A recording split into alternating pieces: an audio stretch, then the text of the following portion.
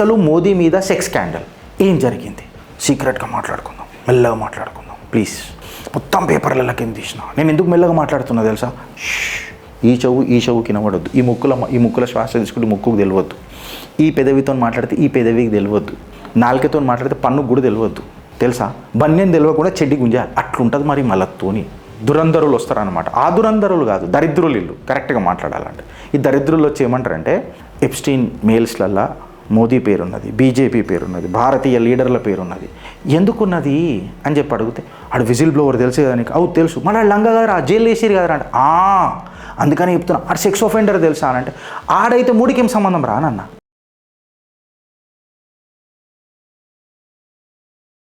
అసలు మోదీ మీద sex scandal ఏం జరిగింది సీక్రెట్గా మాట్లాడుకుందాం, మెల్లగా మాట్లాడుకుందాం ప్లీజ్.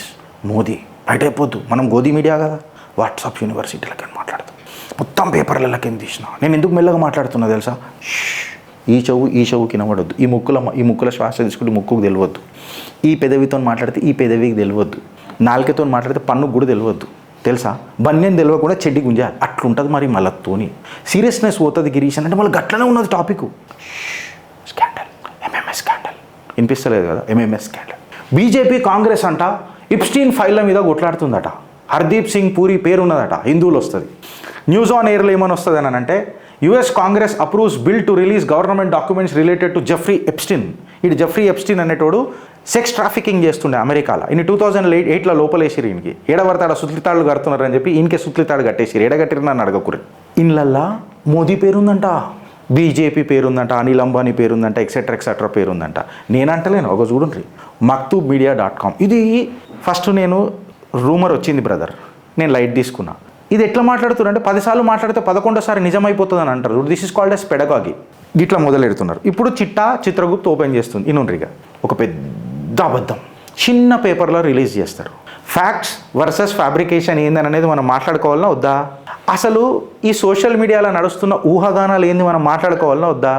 అనగానే ఒక దురంధరులు వస్తారనమాట. ఆ దురంధరులు కాదు, దరిద్రులు ఇల్లు కరెక్ట్గా మాట్లాడాలంటే. ఈ దరిద్రులు వచ్చి ఏమంటారంటే ఎప్స్టీన్ మెయిల్స్లల్లా మోదీ పేరున్నది, బీజేపీ పేరున్నది, భారతీయ లీడర్ల పేరున్నది, ఎందుకున్నది అని చెప్పి అడిగితే సెక్స్ ట్రాఫికింగ్ ఉన్నది, సీక్రెట్ జియో పొలిటికల్ మ్యానిపులేషన్ జరుగుతుంది. గిరీష్ నీకు తెలియదు.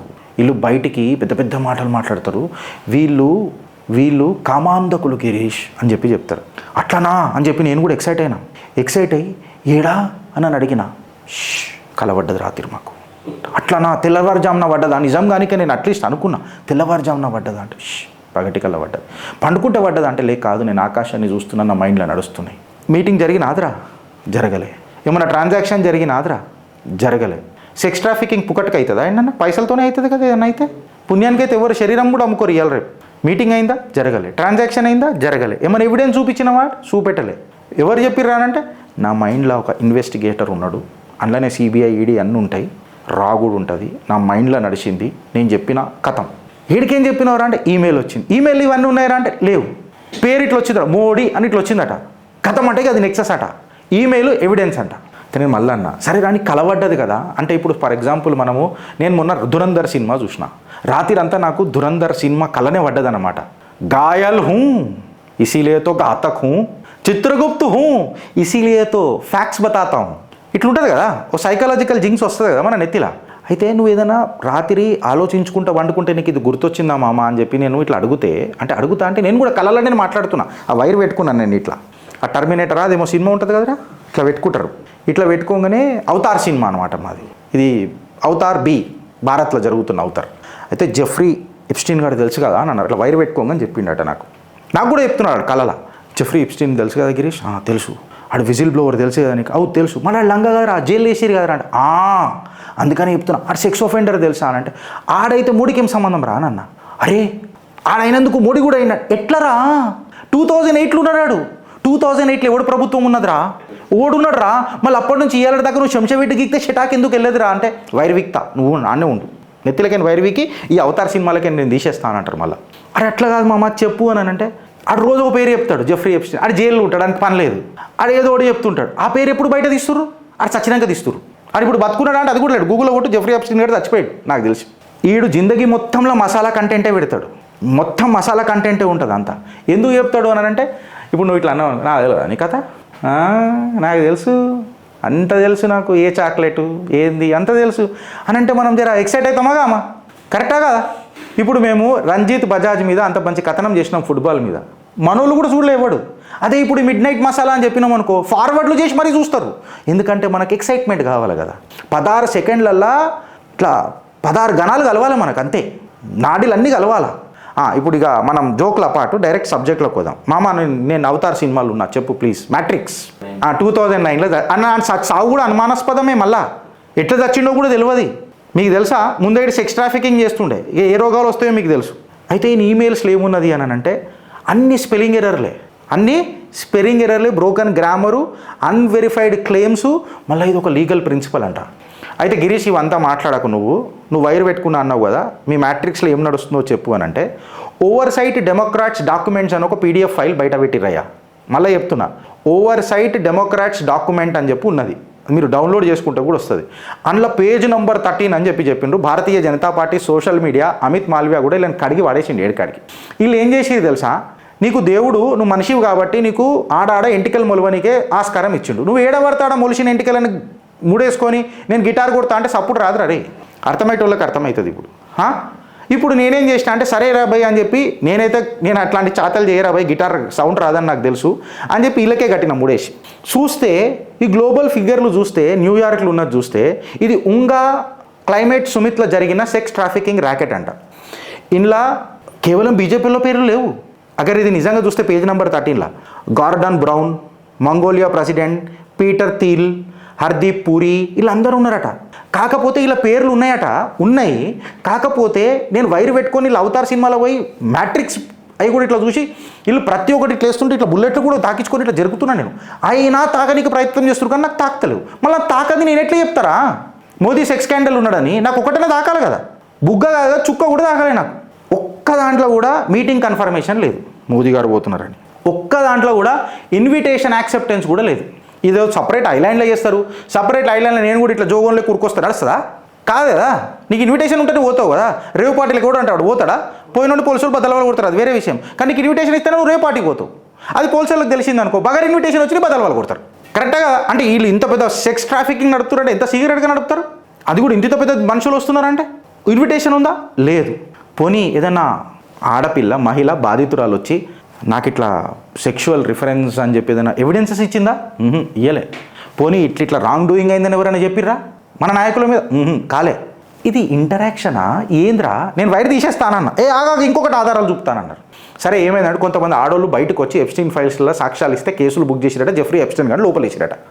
లోపలేసిన తర్వాత ఫాస్ట్ ఫార్వర్డ్ ఎందుకు చెప్తున్నానంటే ఇలా మసాలా ఉంటుంది తప్ప ఏం సబ్జెక్ట్ ఉండదు కాబట్టి ఇంత ఫాస్ట్గా చెప్తున్నా. మీరు 2x స్పీడ్లో కూడా చూడాల్సిన అవసరం లేదు.